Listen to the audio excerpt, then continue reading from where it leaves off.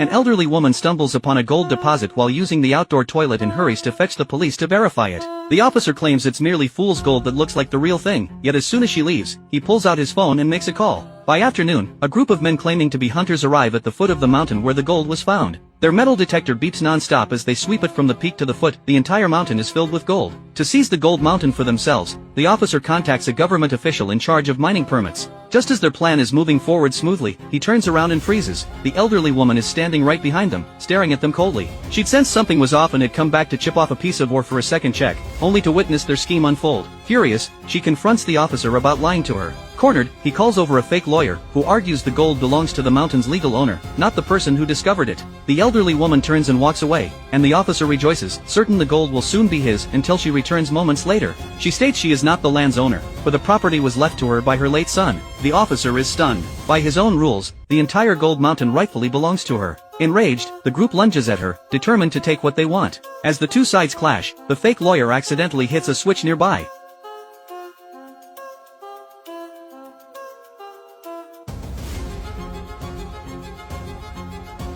Everyone scrambles down to check, assuming the elderly woman has been killed. They panic, trying to figure out how to escape until she regains consciousness, unharmed. Then the fake lawyer speaks up, reminding them the mining rights only belong to the living elderly woman. At that, a vicious idea forms in the officer's mind. The men with him are all desperate criminals, and to keep the massive fortune for themselves, he threatens them into silence about what happened that day before trying to strangle the elderly woman. What they don't see is a figure on the hillside behind them, slowly cocking a hunting rifle. It's the mountain keeper, who'd set out on his usual patrol that morning. He'd been stopped by Officer Jack at the police station, who warned him the mountain was going to collapse and told him not to go up. The keeper thought it was just a scare and snuck up the mountain anyway, only to witness the attack on the elderly woman. He tries to call the police, but there's no cell service in the mountains. Driven to save her, he aims his rifle at the group. Just then, a young girl's voice cries out.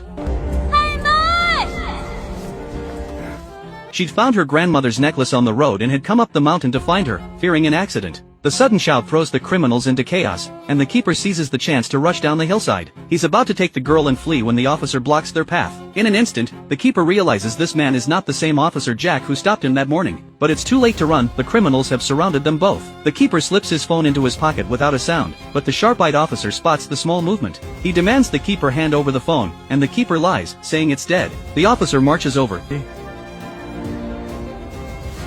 snatches the phone, and discovers the keeper was trying to call for help. He confiscates the phone on the spot, then grabs the necklace from the girl's hand, resolved to kill them both to cover his tracks.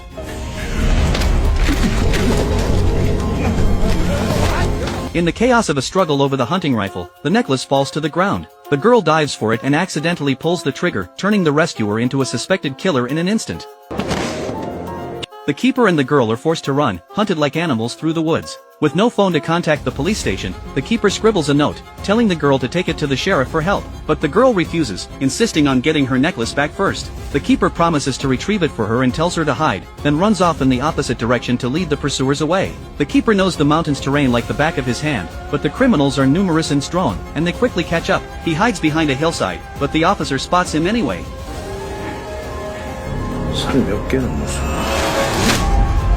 The fake lawyer remembers the elderly woman is still alive and hatches a plan to frame the keeper for all the murders they've committed. As they plot, the keeper regains his full wits.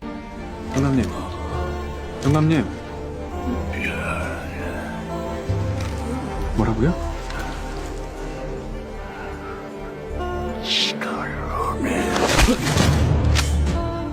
Knocks the fake lawyer unconscious with a single blow, and turns to rescue the elderly woman only to freeze in shock at what he sees, two men both claiming to be Officer Jack. The truth unfolds, the real discoverer of the Gold Mountain is the beardless Officer Jack, the elder brother. The call he made earlier was to his younger brother, telling him to impersonate him and bring men up the mountain to survey the gold. To keep the secret, he'd made up the story about the mountain collapsing, and he was the one who'd stopped the keeper that morning. He knew the keeper was no easy opponent, so he'd gone up the mountain to keep an eye on everything. When the elder brother learns the girl has escaped and several people have been killed, he orders his younger brother to murder everyone present and frame the mountain keeper for all of it. The keeper overhears the plan and flees, racing down the mountain to find the girl as the criminals give chase. Back at the Gold Mountain, the elderly woman is barely alive. The younger brother orders his men to put a sack over her head and bury her alive. Once the order is given, all the criminals fan out to hunt the girl down. The sound of gunshots alerts her. She runs, but they tackle her to the ground. Miraculously, she's not fatally hurt, but the thugs raise their guns again, ready to finish her off. At the critical moment, the keeper bursts out, taking down one thug. But he refuses to kill an unarmed man and lets the other escape.